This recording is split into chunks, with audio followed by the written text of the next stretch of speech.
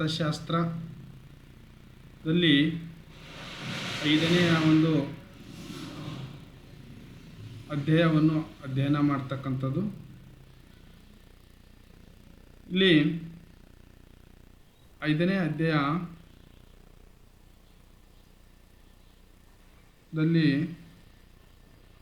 ಅಧ್ಯಾಯ 5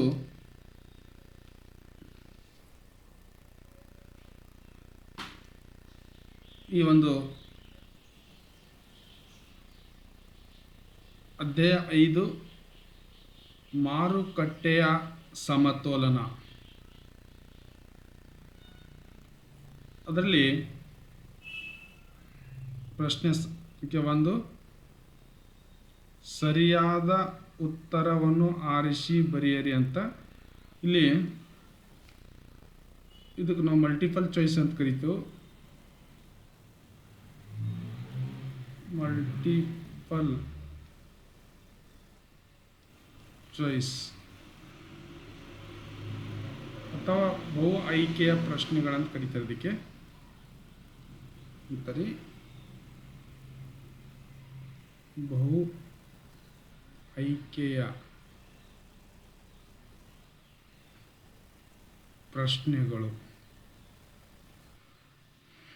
ಪ್ರಶ್ನೆ ಸಂಖ್ಯೆ 1, ಪರಿಪೂರ್ಣ ಪೈಪೋಟಿಯಲ್ಲಿ ಮಾರುಕಟ್ಟೆಯಲ್ಲಿ ಕೊಳ್ಳುವವರು ಮತ್ತು ಮಾರುವವರು ಡ್ಯಾಸ್ ಅಂತಿದೆ. ಅದರಲ್ಲಿಯೇ ಬೆಲೆ ನಿರ್ಧರಿಸುವವರು, ಬಿ ಬೆಲೆ ಪಡೆಯುವವರು, ಸಿ ಬೆಲೆ ವಿಶ್ಲೇಷಿಸುವರು, ಡಿ ಮೇಲಿನ ಯಾವುದೂ ಅಲ್ಲ. ಇಲ್ಲಿ ಸರಿಯಾದ ಉತ್ತರ ಬೆಲೆ ಪಡೆಯುವವರು ಆಗಿರ್ತಕ್ಕಂಥದ್ದು. ಈ ಒಂದು ಮಾರುಕಟ್ಟೆಯ ಪರಿಪೂರ್ಣ ಪೈಪೋಟಿ ಮಾರುಕಟ್ಟೆಯಲ್ಲಿ ಕೊಳ್ಳುವವರು ಮಾರುವವರು ಯಾರಾಗಿರುತ್ತಾರೆ ಅಂತಂತಂದರೆ ಬೆಲೆ ಪಡೆಯುವವರು ಆಗಿರ್ತಕ್ಕಂಥ ಇದು ಸರಿಯಾದ ಉತ್ತರ. 2ನೇ ಪ್ರಶ್ನೆ, ಮಾರುಕಟ್ಟೆಯಲ್ಲಿನ ಎಲ್ಲ ಅನುಭೋಗಿಗಳು ಮತ್ತು ಉದ್ಯಮಿ ಘಟಕಗಳ ಯೋಜನೆಗಳು ಹೊಂದಾಣಿಕೆಯಾಗುವ ಒಂದು ಸನ್ನಿವೇಶವೇ. ಅಂದರೆ ಮಾರುಕಟ್ಟೆಯಲ್ಲಿ ಅನುಭೋಗಿಗಳು ಅಂತಂದರೆ ಕನ್ಸ್ಯೂಮರ್, ಉದ್ಯಮಿ ಘಟಕಗಳು ಅಂತಂದ್ರೆ ಅಂತರ್ ಫೈನಾನ್ಸ್ ಅಂತ ಕರಿತೇವೆ. ಅದಕ್ಕೆ ಅಂತರ್ ಫೈನಾನ್ಸ್. ಇವರಿಬ್ಬರು ಪ್ಲ್ಯಾನಿಂಗ್ ಅಂದರೆ ಯೋಜನೆಯಲ್ಲಿ ಹೊಂದಾಣಿಕೆಯಾಗುವ ಒಂದು ಸನ್ನಿವೇಶ. ಇಲ್ಲಿ ನೋಡಿ, ಎ ಅಸಮತೋಲನ ಸನ್ನಿವೇಶ,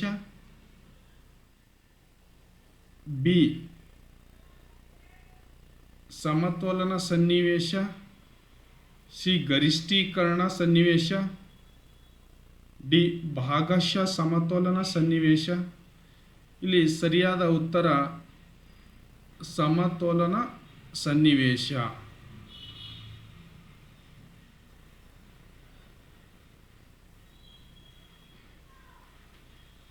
ಮೂರನೇ ಪ್ರಶ್ನೆ, ಉದ್ಯಮಿ ಘಟಕಗಳ ಸಂಖ್ಯೆಯಲ್ಲಿನ ಹೆಚ್ಚಳದ ಪರಿಣಾಮವಾಗಿ ಪೂರೈಕೆ ಹೆಚ್ಚಾಗುತ್ತದೆ ಹಾಗೂ ಪೂರೈಕೆಯು. ನೋಡಿ ಪ್ರಶ್ನೆ, ಉದ್ಯಮಿ ಘಟಕಗಳ ಸಂಖ್ಯೆ ಹೆಚ್ಚಳ ಆದಾಗ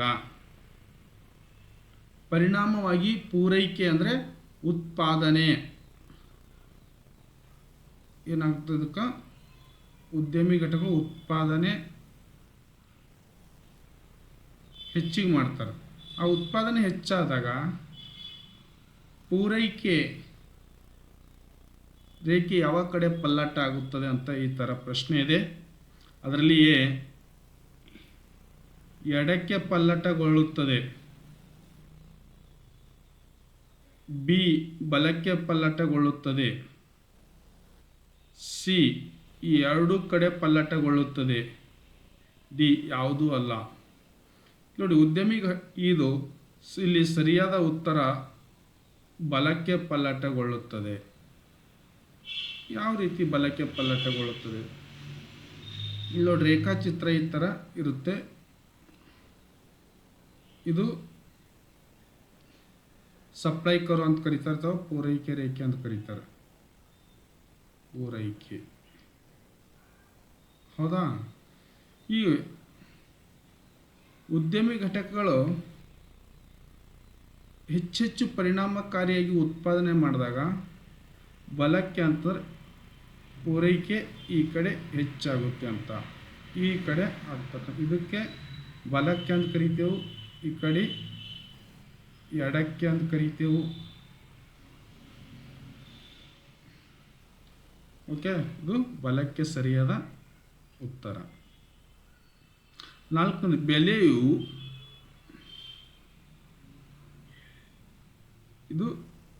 ಬೆಲೆಯು ಈ ಕೆಳಗಿನ ವೆಚ್ಚದ ಕನಿಷ್ಠ ಮಟ್ಟಕ್ಕಿಂತ ಹೆಚ್ಚಾಗಿರುವವರೆಗೆ ಉದ್ಯಮಿ ಘಟಕಗಳು ಸಾಧಾರಣ ಲಾಭವನ್ನು ಗಳಿಸಿರುತ್ತವೆ.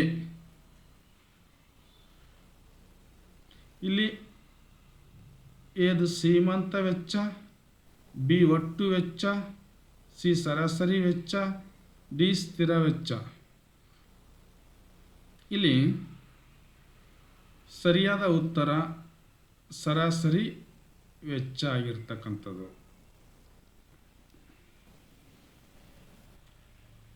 5ನೇ ಪ್ರಶ್ನೆ, ಸರ್ಕಾರವು ಸರಕು ಮತ್ತು ಸೇವೆಗಳ ಬೆಲೆಗೆ ಮೇಲ್ಮಿತಿ ವಿಧಿಸುವುದನ್ನು ಹೀಗೆನ್ನುತ್ತಾರೆ. ಗೌರ್ಮೆಂಟ್ ಸರಕು ಮತ್ತು ಸೇವೆಗಳ ಬೆಲೆಗೆ ಮೇಲ್ಮಿತಿ ವಿಧಿಸುವುದನ್ನು ಹೀಗೆನ್ನುತ್ತಾರೆ ಅಂತಂತಂದರೆ, ಅದರಲ್ಲಿ ಎ ಬೆಲೆ ಮಿತಿ, ಮಾರಾಟದ ಬೆಲೆ, ಸಿ ಬೆಲೆ ಅಂತಸ್ತು, ಡಿ ಮೇಲಿನ ಯಾವುದೂ ಅಲ್ಲ. ಇಲ್ಲಿ ಸರಿಯಾದ ಉತ್ತರ ಬೆಲೆ ಮಿತಿ ಅಂತ ಕರಿತೇವೆ. 6ನೇ, ಸರ್ಕಾರವು ಸರಕು ಮತ್ತು ಸೇವೆಗಳ ಬೆಲೆಗೆ ಕನಿಷ್ಠ ಮಿತಿಯನ್ನು ವಿಧಿಸುವುದು ಹೀಗೆನ್ನುತ್ತೇವೆ. ಕನಿಷ್ಠ ಮಿತಿ, ಅದರಲ್ಲಿಯೇ ಸರಕು ಬೆಲೆ, ಬಿ ಎ ಸರಕು ಬೆಲೆ, ಬಿ ಸೇವೆ ಅಂತಸ್ತು, ಸಿ ಬೆಲೆ ಅಂತಸ್ತು, ಡಿ ಮೇಲಿನ ಯಾವುದೂ ಅಲ್ಲ. ಇಲ್ಲಿ ಸರಿಯಾದ ಉತ್ತರ ಬೆಲೆ ಅಂತಸ್ತು ಆಗಿರ್ತಕ್ಕಂಥದ್ದು. ಇದು ಈ 6 ಪ್ರಶ್ನೆಗಳು ಬಹುಐಕ್ಯದಾಗಿರ್ತಕ್ಕಂಥದ್ದು. ಈಗ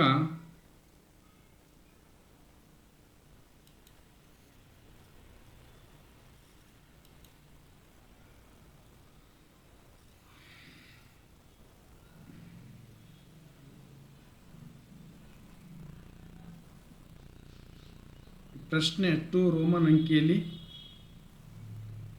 ಸ್ಥಳವನ್ನು ಭರ್ತಿ ಮಾಡಿ ಅಥವಾ ಇದಕ್ಕೆ ಏನು ಅಥವಾ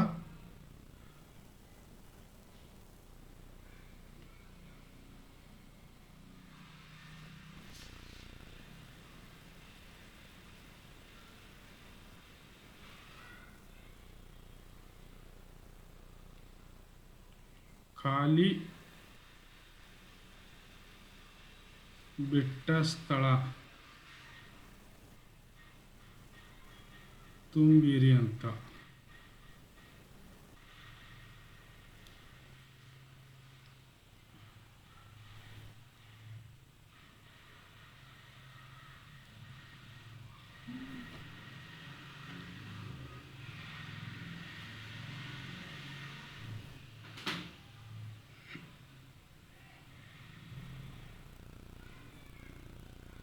ಇಲ್ಲಿ ಪ್ರಶ್ನೆ 1, ಪರಿಪೂರ್ಣ ಪೈಪೋಟಿ ಮಾರುಕಟ್ಟೆಯಲ್ಲಿ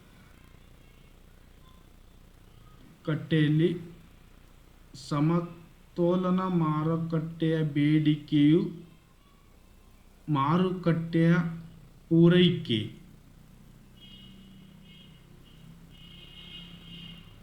ಸಮ ಆದಾಗ ಸಂಭವಿಸುತ್ತದೆ.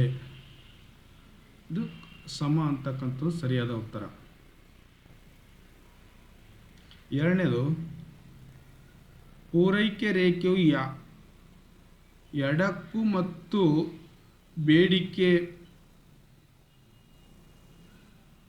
ಬಲಕ್ಕೂ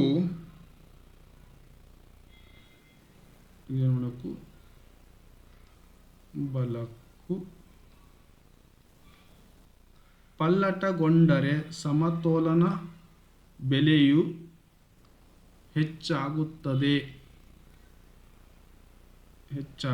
ಇದು ಸರಿಯಾದ ಉತ್ತರ. ಖಾಲಿ ಬಿಟ್ಟ ಸ್ಥಳದಲ್ಲಿ. ಮೂರನೇ, ಶ್ರಮದ ಬೇಡಿಕೆ ಮತ್ತು ಪೂರೈಕೆ ರೇಖೆಗಳು ಪರಸ್ಪರ ಛೇದಿಸುವ ಬಿಂದುವಿನಲ್ಲಿ ಇಲ್ಲಿ ಕೂಲಿ ದರ ನಿರ್ಧಾರವಾಗುತ್ತದೆ.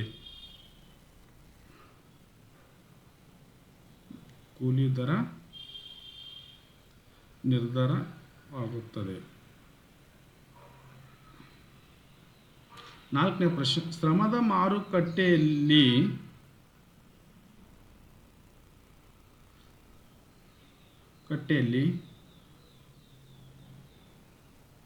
ಕುಟುಂಬಗಳು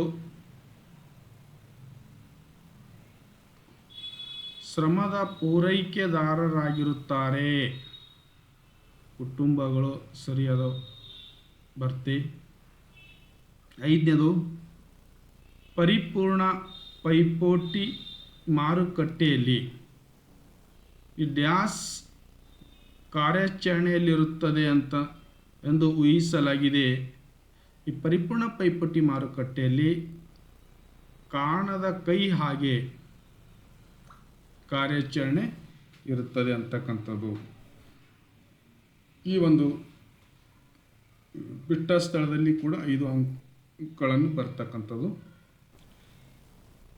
ರೋಮನ್ ಅಂಕಿ 3, ಹೊಂದಿಸಿ ಬರೆಯಿರಿ. ಇದಕ್ಕೆ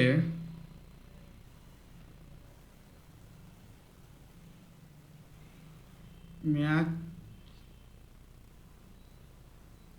ದ ಫಾಲೋವಿಂಗ್ ಅಂತ ಕರೀತೀವಿ. Match the following.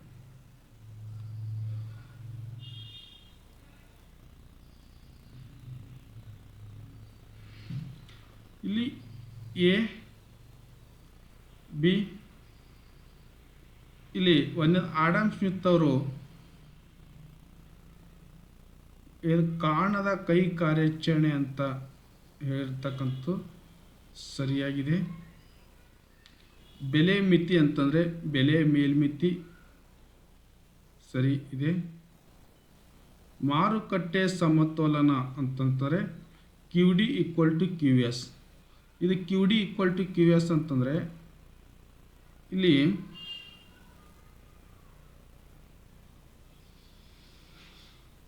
Quantity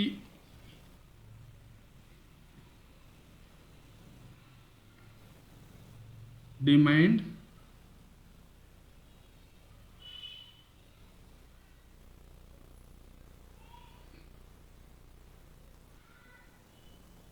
quantity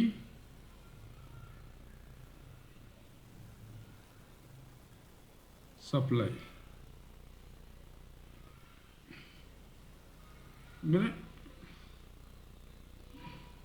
ಬೇಡಿಕೆ ಪ್ರಮಾಣ ಮತ್ತು ಪೂರೈಕೆ ಪ್ರಮಾಣ ಅಂತ ಇದು ಅರ್ಥೈಸ್ತದೆ. ನಾಲ್ಕನೇದು, ಅಸಾಮಾನ್ಯ ಲಾಭದ ಸಾಧ್ಯತೆ, ಹೊಸ ಉದ್ಯಮಿಗಳ ಆಕರ್ಷಣೆ. ಬೆಲೆ ಅಂತಸ್ತು, ಬೆಲೆಯ ಕನಿಷ್ಠ ಮಿತಿ ಸರಿಯಾಗಿರ್ತಕ್ಕಂಥದ್ದು.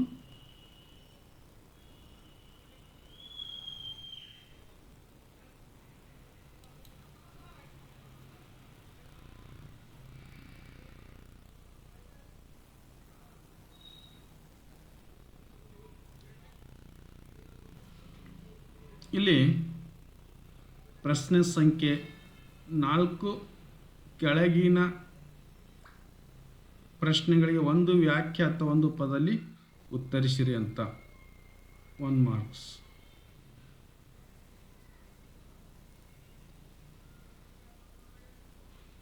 ಮಾರುಕಟ್ಟೆಯ ಸಮತೋಲನವನ್ನು ವ್ಯಾಖ್ಯಾನಿಸಿ. ಪ್ರಶ್ನೆ: ಮಾರುಕಟ್ಟೆಯಲ್ಲಿನ ಎಲ್ಲ ಅನುಭೋಗಿಗಳು ಮತ್ತು ಎಲ್ಲ ಉದ್ಯಮಿ ಘಟಕಗಳ ಯೋಜನೆಗಳು ಹೊಂದಾಣಿಕೆಯಾಗುವ ಸನ್ನಿವೇಶವನ್ನು ನಾವು ಮಾರುಕಟ್ಟೆ ಸಮತೋಲನ ಅಂತ ಕರೆಯುತ್ತೇವೆ. ಮಾರುಕಟ್ಟೆ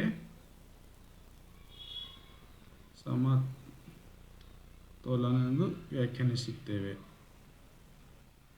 ಹೌದಾ?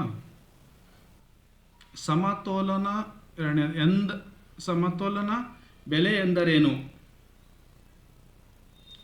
ಮಾರುಕಟ್ಟೆಯ ಬೇಡಿಕೆ ಮಾರುಕಟ್ಟೆಯ ಪೂರೈಕೆಗೆ ಸಮವಾಗಿರುವ ಬೆಲೆಯನ್ನು ನಾವು ಸಮತೋಲನ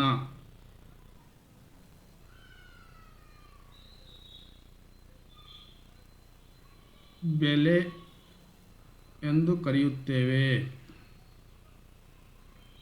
ಮೂರನೇದು, ಬೆಲೆ ಮಿತಿ ಎಂದರೇನು? ಸರ್ಕಾರವು ಸರಕು ಅಥವಾ ಸೇವೆಗಳ ಮಾರಾಟ ವಿಧಿಸಿದ ಮೇಲೆ ಮೇಲ್ಮಿತಿಯನ್ನು ಬೆಲೆ ಮಿತಿ ಎಂದು ಕರೆಯುತ್ತೇವೆ.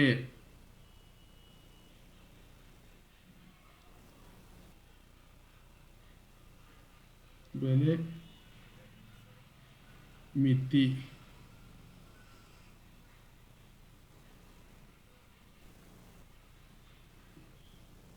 ಕರೆಯುತ್ತೇವೆ.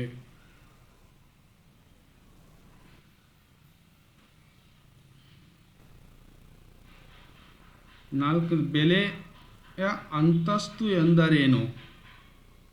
ನಿರ್ದಿಷ್ಟ ಸರಕು ಅಥವಾ ಸೇವೆಗೆ ವಿಧಿಸಬಹುದಾದ ಸರ್ಕಾರವು ಕನಿಷ್ಠ ಮಿತಿ ವಿಧಿಸುವುದನ್ನು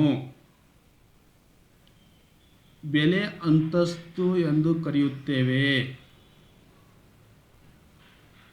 ಐದನೇದು, ಯಾವ ಕಾಯ್ದೆಯ ಮೂಲಕ ಕಾರ್ಮಿಕರ ವೇತನ ದರ ನಿರ್ದಿಷ್ಟ ಮಟ್ಟಕ್ಕಿಂತ ಕಡಿಮೆಯಾಗಿರುವುದಿಲ್ಲ ಎಂದು ಸರ್ಕಾರ ಖಾತ್ರಿಪಡಿಸುತ್ತದೆ ಅಂತಂದರೆ ಇಲ್ಲಿ ಕನಿಷ್ಠ ಕೂಲಿ ಕಾಯ್ದೆ ಅಂತ ಸರಿಯಾದ ಉತ್ತರ. ಕನಿಷ್ಠ ಕೂಲಿ ಕಾಯ್ದೆ, ಮಿನಿಮಮ್ ವೇಜಸ್ ಆ್ಯಕ್ಟ್ ಅಂತ ಕರೀತಾರೆ. ಅದಕ್ಕೆ ಸರಿಯಾದ ಉತ್ತರ. ಇಲ್ಲಿ 5 ಪ್ರಶ್ನೆಗಳಿಗೆ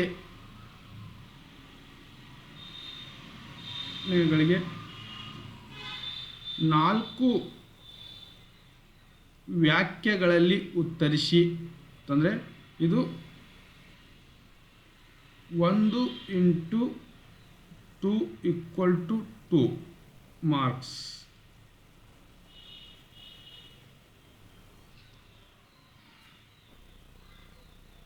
ಅದರಲ್ಲಿ 1ನೇ ಪ್ರಶ್ನೆ, ಸಮತೋಲನ ಬೆಲೆ ಮತ್ತು ಪ್ರಮಾಣವನ್ನು ವ್ಯಾಖ್ಯಾನಿಸಿ ಅಂತ. ಮಾರುಕಟ್ಟೆಯ ಬೇಡಿಕೆಯು ಮಾರುಕಟ್ಟೆಯ ಪೂರೈಕೆಗೆ ಸಮನಾಗಿರುವ ಬೆಲೆಯನ್ನು ನಾವು ಸಮತೋಲನ ಬೆಲೆ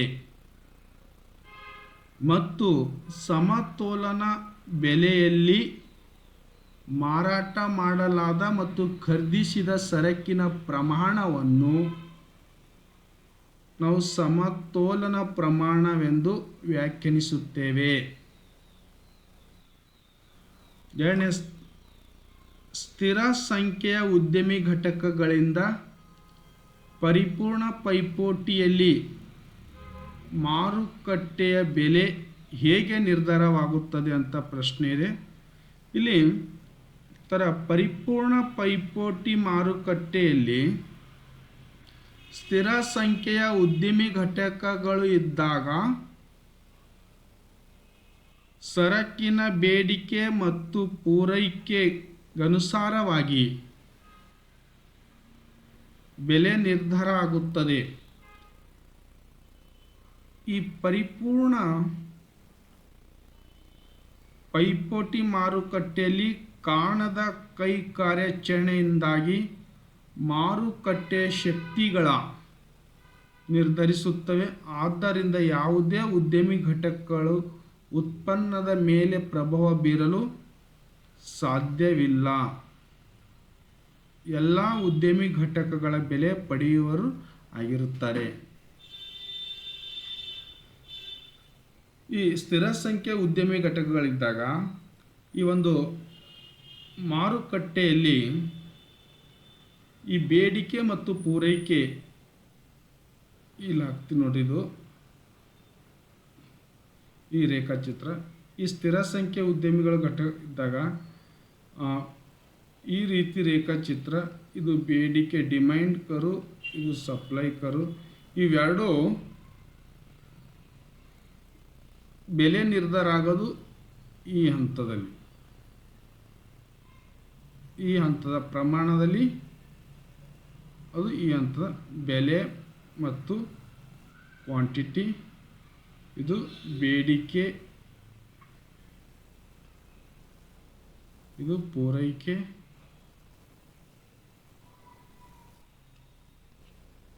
ಓಕೆ,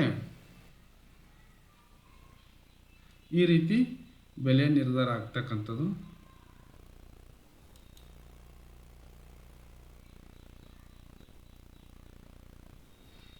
ನೆಕ್ಸ್ಟ್ ಮೂರನೇ ಪ್ರಶ್ನೆ,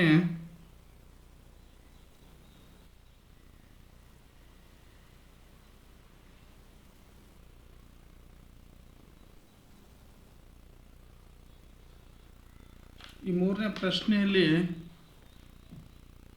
ಯಾವ ರೀತಿ ಪ್ರಶ್ನೆ ಇದೆ ನೋಡಿ.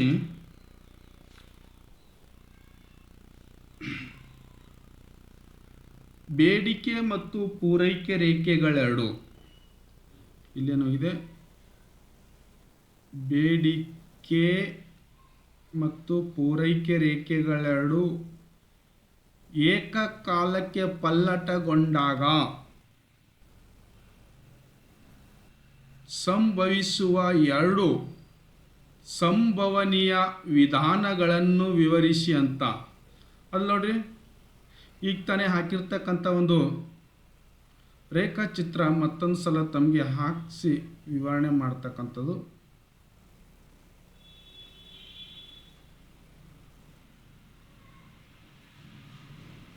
ಇದು OY ಮತ್ತು OX. ಇದು ಬೇಡಿಕೆ ರೇಖೆ ಮತ್ತು ಇದು ಪೂರೈಕೆ ರೇಖೆ.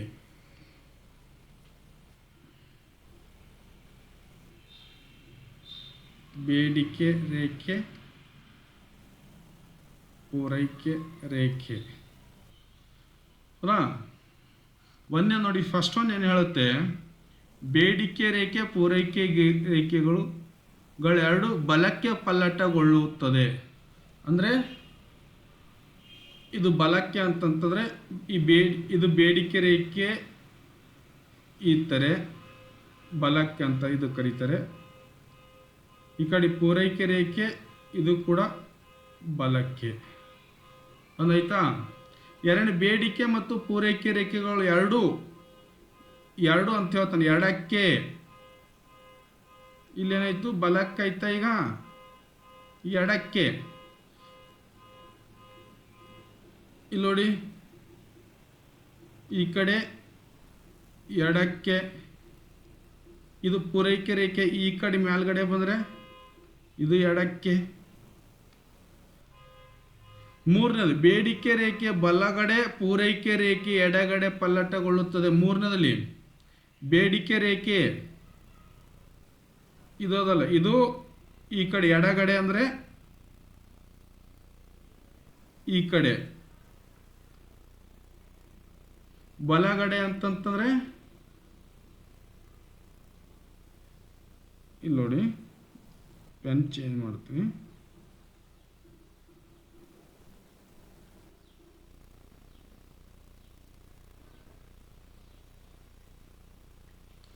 ಮೂರನೇ ನೋಡಿ, ಬೇಡಿಕೆ ರೇಖೆ ಬಲಗಡೆ, ಪೂರೈಕೆ ರೇಖೆ ಎಡಗಡೆ. ನೋಡಿ, ಬೇಡಿಕೆ ರೇಖೆ ಇದು ಬಲಗಡೆ ಅಂತಂದರೆ ಈ ಕಡೆ, ಇದು ಹಾಕಿದ ನೋಡಿ ಗೆರಿ, ಇದು ಬಲಗಡೆ. ಪೂರೈಕೆ ರೇಖೆ ಎಡಗಡೆ ಅಂತಂದರೆ ಇಲ್ಲಿ ಬರುತ್ತೆ, ಇದು ಸೆಂಟರ್ ಪಾಯಿಂಟು. ಬೇಡಿಕೆ ಪೂರೈಕೆ ಈ ಕಡೆ ಬರ್ತಕ್ಕಂಥದ್ದು, ಇದು ಬಲಗಡೆ.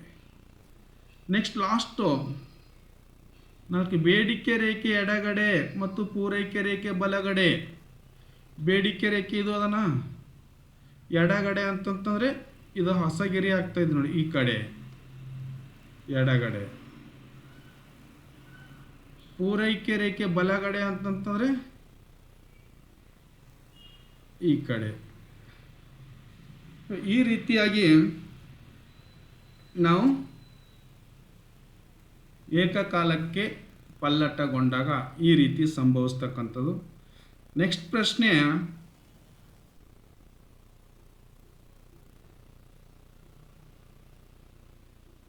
ನೋಡಿ, ಸೀಮಂತ ಆದಾಯದ ಉತ್ಪನ್ನವನ್ನು MRPL ಎಂದರೇನು ಅಂತಂದರೆ ಮಾರ್ಜಿನಲ್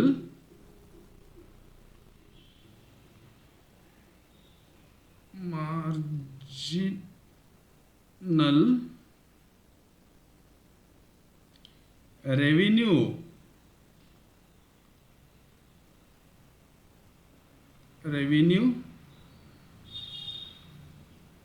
ಪ್ರಾಡಕ್ಟ್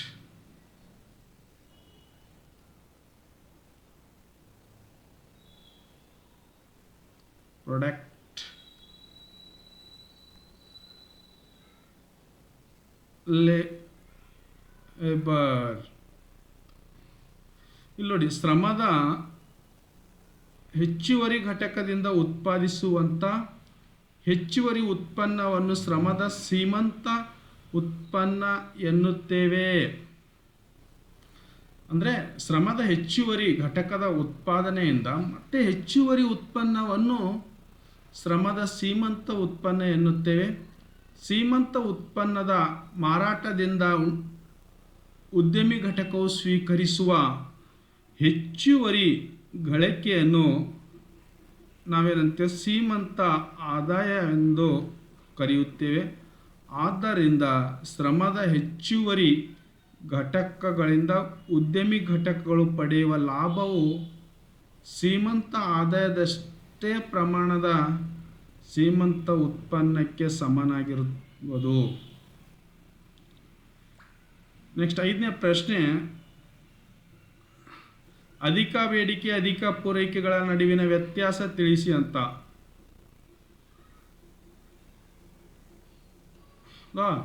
ಅದರಲ್ಲಿ ಒಂದೇದು ಅಧಿಕ ಬೇಡಿಕೆ. ಫಸ್ಟ್ ನೋಡೋಣ. ಅದರಲ್ಲಿ ಒಂದು ನಿರ್ದಿಷ್ಟ ಬೆಲೆಯಲ್ಲಿ ಮಾರುಕಟ್ಟೆ ಬೇಡಿಕೆಯು ಮಾರುಕಟ್ಟೆಯ ಪೂರೈಕೆಯನ್ನು ಮೀರಿಸುವ ಸನ್ನಿವೇಶವೇ ಅಧಿಕ ಬೇಡಿಕೆ. ಇಲ್ಲಿ ನೋಡ್ರಿ, ಒಂದು ನಿರ್ದಿಷ್ಟ ಬೆಲೆಯಲ್ಲಿ ಮಾರುಕಟ್ಟೆ ಬೇಡಿಕೆ ಮಾರುಕಟ್ಟೆಯ ಪೂರೈಕೆಯನ್ನು ಮೀರಿಸುವ ಸನ್ನಿವೇಶ. ನೋಡ್ರಿ, ಮಾರುಕಟ್ಟೆ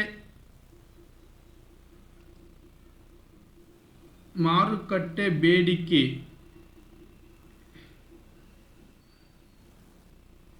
ಇಲ್ಲಿ ಮಾರುಕಟ್ಟೆ ಬೇಡಿಕೆ ಮಾರುಕಟ್ಟೆ ಪೂರೈಕೆ. ಇಲ್ಲಿ ನೋಡಿ, ಮಾರುಕಟ್ಟೆ ಬೇಡಿಕೆ ಒಂದು 100 ಇದೆ ಅಂತ ಇಟ್ಕೊಳ್ಳಿ. ಅದ್ರ ಮಾರುಕಟ್ಟೆ ಪೂರೈಕೆ ಈ 80 ಇದೆ. ಇದರಲ್ಲಿ ಯಾವುದು ಹೆಚ್ಚಿಗೆ? ಬೇಡಿಕೆ ಹೆಚ್ಚಾಯ್ತಲ್ಲ. ಈ ಬೇಡಿಕೆ ಹೆಚ್ಚಳ ಆಗ್ತಕ್ಕಂಥದಕ್ಕೆ ನಾವು ಏನಂತೇವೆ? ಬೇಡಿಕೆ ಮಾರುಕಟ್ಟೆಯನ್ನು ಪೂರೈಕೆಯನ್ನು ಮೀರಿಸುವ ಸನ್ನಿವೇಶಕ್ಕೆ ಅಧಿಕ ಬೇಡಿಕೆ ಅಂತ ಕರಿತೇವು. ಎರಡನೇದು, ಮಾರುಕಟ್ಟೆಯಲ್ಲಿ ಅಧಿಕ ಬೇಡಿಕೆ ಇದ್ದಾಗ ಉತ್ಪನ್ನದ ಬೆಲೆ ಏರಿಕೆಯಾಗಿರುತ್ತದೆ. ಮಾರ್ಕೆಟ್ದಲ್ಲಿ ಬೇಡಿಕೆ ಜಾಸ್ತಿ ಆಯ್ತು ಅಂತ ತಿಳ್ಕೊರಿ, ಅವಾಗ ಏನಾಗ್ತದೆ? ಮಾರುಕಟ್ಟೆಯಲ್ಲಿ ಯಾವುದೋ ಒಂದು ವಸ್ತುವಿಗೆ ಈ ಒಂದು ಮಾರುಕಟ್ಟೆಯಲ್ಲಿ ಡಿಮ್ಯಾಂಡ್ ಜಾಸ್ತಿ ಇದೆ ಅಂತ ಇಟ್ಕೊಳ್ಳಿ. ಡಿಮ್ಯಾಂಡ್ ಜಾಸ್ತಿ ಇದ್ದಾಗ ಅದರ ಪ್ರೈಸ್ ಬೆಲೆನೂ ಕೂಡ ಏನಾಗ್ತದೆ? ಜಾಸ್ತಿ ಇರುತ್ತೆ, ಏರಿಕೆ ಆಗುತ್ತೆ. ಇದು ಒಂದು ಸಿಸ್ಟಮ್ ಇದೆ ಇದು. ನೆಕ್ಸ್ಟ್ ಎರಡನೇ, ಅಧಿಕ ಪೂರೈಕೆ. ಅದರಲ್ಲಿ ಒಂದನೇದು, ಒಂದು ನಿರ್ದಿಷ್ಟ ಬೆಲೆಯಲ್ಲಿ ಮಾರುಕಟ್ಟೆ ಪೂರೈಕೆಯು ಮಾರುಕಟ್ಟೆಯ ಬೇಡಿಕೆಯನ್ನು ಮೀರಿಸುವ ಸನ್ನಿವೇಶವೇ ಅಧಿಕ ಪೂರೈಕೆ ಅಂತ ಕರಿತೇವೆ. ಇಲ್ಲಿ ನೋಡಿ, ಇದನ್ನು ಉಲ್ಟಾ, ಇಲ್ಲಿ 100 ಇದೆಯಲ್ಲ, ಈ 100 ಇದ್ದಲ್ಲಿ ಮತ್ತೆ ಪೂರೈಕೆ 120 ಹೆಚ್ಚಿಗೆ ಆಯ್ತಂತ ಇಟ್ಕೊಳ್ಳಿ, 120. ಇದನ್ನು ಬೇಡಿಕೆಯನ್ನು ಮಾರುಕಟ್ಟೆ ಬೇಡಿಕೆಯನ್ನು ಮೀರಿಸುವ ಸನ್ನಿವೇಶಕ್ಕೆ ಅಧಿಕ ಪೂರೈಕೆ ಅಂತ ಕರಿತೇವೆ. ಈಗ ತಾನೇ ಇಲ್ಲಿ 100 ಇದೆ,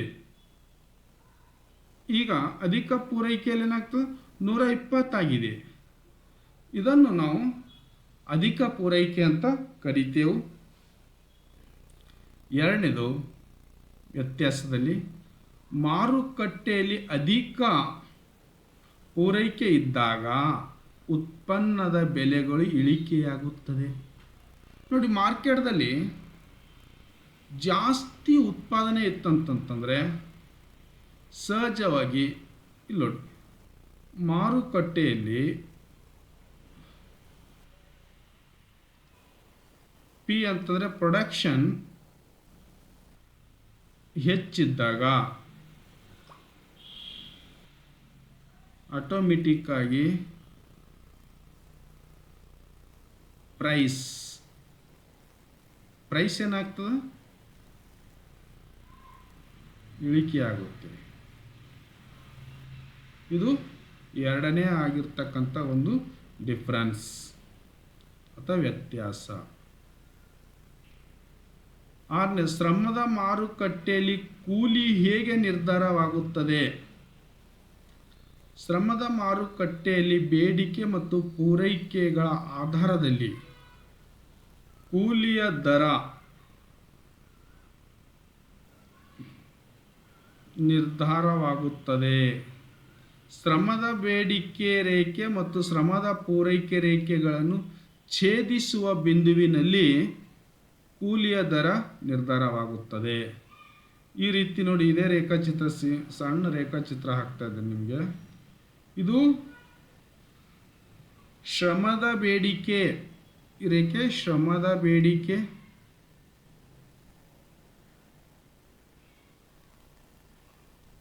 ಶ್ರಮದ ಬೇಡಿಕೆ, ಇದು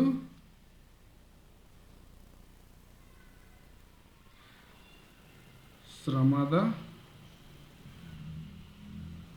ಪೂರೈಕೆ.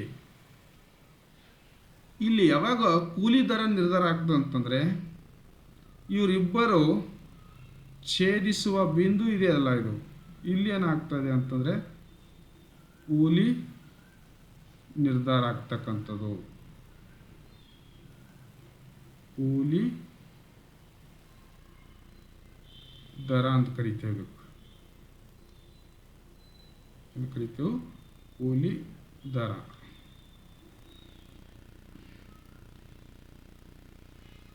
ಓಕೆ,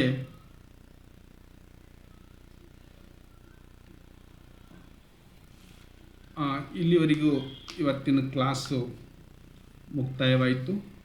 ಮತ್ತು ಮುಂದುವರೆದ ಕ್ಲಾಸು ಇದೇ ಅಧ್ಯಾಯದಲ್ಲಿ 4 ಅಂಕ ಮತ್ತು 6 ಅಂಕ ಅದರ ಜೊತೆಗೆ ಪ್ರಾಯೋಗಿಕ ಪ್ರಶ್ನೆಗಳನ್ನು ಕೂಡ ಇರ್ತಕ್ಕಂಥದ್ದು.